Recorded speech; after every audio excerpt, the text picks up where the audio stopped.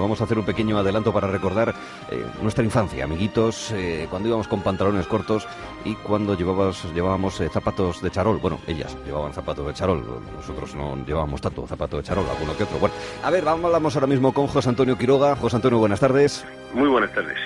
José Antonio Quiroga es uno de los co-coleccionistas de la colección Quiroga Monte, una verdadera maravilla de piezas de juguete histórico español con múltiples exposiciones por todo el país que pueden conocer además a través de su página de internet y que sobre todo a nosotros nos permite conocer cómo éramos pues hace unas cuantas décadas, en este caso, en la época del baby boom, es decir, una cohorte de edad importante allá por final de los 60, primeros años 70, consecuencia del desarrollismo, la gente vivía mejor, quería tener niños y esos niños tenían juguetes y tenían juguetes muy entretenidos de aquella época con nuevas tecnologías también, José Antonio. Sí, buenas tardes. Como decimos, efectivamente, en esos años, en los años 60, donde nacimos 7,5 millones de niños en este país, por fortuna el juguete comenzaba a socializarse y empezaba a llegar a la mayoría de las capas sociales de este país, ¿no? Entonces hoy podemos hablar, si te parece, de 3 juguetes que marcaron y que siguen marcando toda una época y un recuerdo de generaciones de niños, como ha sido el Scalestri, como ha sido los Madelman y como ha sido, entre otras cosas, los indios y los vaqueros, que entre otras muchas fábricas podemos hablar de Comanche, ¿no? Sí, sí. Venga, pues si te parece, empezamos con el muñequito soldado. Sí. Los Madelman en acción. Madelman. Madelman. Los Madelman lo pueden todo. Madelman.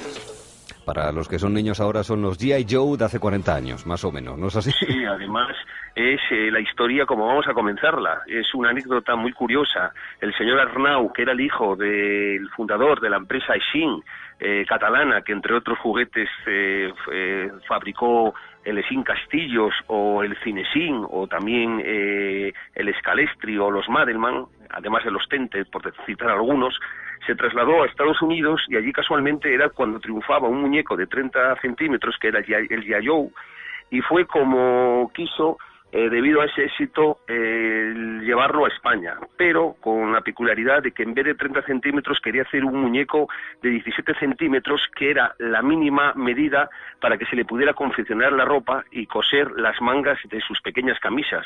Es ahí como aparece, según la publicidad tan acertada de la época, la más perfecta colección de personajes articulados. Estamos hablando de las Navidades del año 1968, que sin duda, pues bueno, se presentaba en diferentes cajas, lo mismo equipos individuales que básicos, que super equipos, que misiones, que infinidad de complementos e incluso accesorios, ¿no? Y podemos decir que fue el muñeco y que sigue siendo el muñeco articulado más popular que ha habido en nuestro país e incluso envidiado por coleccionistas de todo el mundo. Sí, sí. De un muñeco a un aparato eléctrico que permitía vueltas y vueltas de diversión. Ferrari campeón del mundo, Alpine, potentes Fórmula 1, espectaculares dragsters. Amplía tu circuito con más tramos de pistas y más accesorios. Scalestri, emoción con... Scalestric, que es un juego que en realidad se llama Slot, hay muchas marcas, pero en aquella época es verdad, es que solamente había Scalestric, José Antonio. Sí, aquí el origen es inglés, concretamente fue un ingeniero que era Frank Francis, quien en el año 52 pues empezó a idear una serie de coches que en un principio eran de cuerda, pero posteriormente pues les empezó a meter un motor eléctrico o incorporar un motor eléctrico. Entonces, pues bueno, Scalestri es la contracción que viene de la palabra inglesa scales, que es sin escala determinada, porque los primeros coches, lo mismo que posteriormente ya era una escala que se denomina 1.32, los primeros coches eran de diferentes tamaños, y luego la palabra eléctrica, todos sabemos que es eléctrico, ¿no? Entonces fue como, si bien decimos que el origen es inglés, en el año 62 vienen a España y ya es ahí cuando nosotros efectivamente ya empezamos a poner nuestra fabricación española, y así en el año 1966 se fabrica enteramente en este país el SEAT 600, el primer coche que se fabricó en España por la casa Esin, y durante 30 años pues podemos decir que ha sido uno de los posiblemente 10 mejores juguetes que se han fabricado en la historia de este país sin ninguna duda, ¿no? Muchas horas de juego, como muchas horas de vuelo y de juego tienen los indios y vaqueros, ¿no, José Antonio? Sí, ahí podemos decir que bueno, los inicios son una empresa catalana, Reansa, en el año 1952. Estamos hablando de figuras que no eran de goma, no eran de plástico, sino que eran de goma, que sustituía a las primeras figuras de plomo, y es esta fábrica catalana, concretamente Reansa, cuando lanza un policía montado del Canadá. Pero ya es posteriormente, en esta década de los años 60, cuando empiezan, a través pues de las películas de cine del oeste, la fama que empezaba a albergar todas las pequeñas ciudades con sus cines, era como empezaron cada vez más a establecerse el tema de los indios y de los soldados de plástico, y fue una empresa, Comanci, quien se hizo lo mismo que Scalestri y Madelman.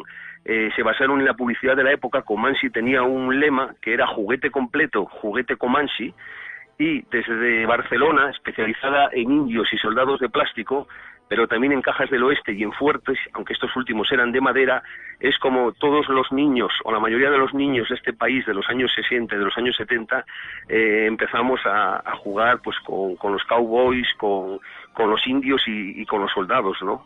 Sí, sí. Tenemos algunos de esos juguetes y sobre todo tenemos muchos recuerdos, más incluso que las propias piezas originales de algunas de las mencionadas, desde el Madelman a los indios y vaqueros de Comanci o el Scalestri. Un repaso a nuestra historia a través de los juguetes de la historia de España, en este caso, que forman parte de la colección Quiroga Monte. José Antonio Quiroga es uno de los cotitulares de la misma. José Antonio, la semana que viene volvemos a hablar y gracias. Muchas gracias a vosotros. Un abrazo a tus Hasta luego y un saludo.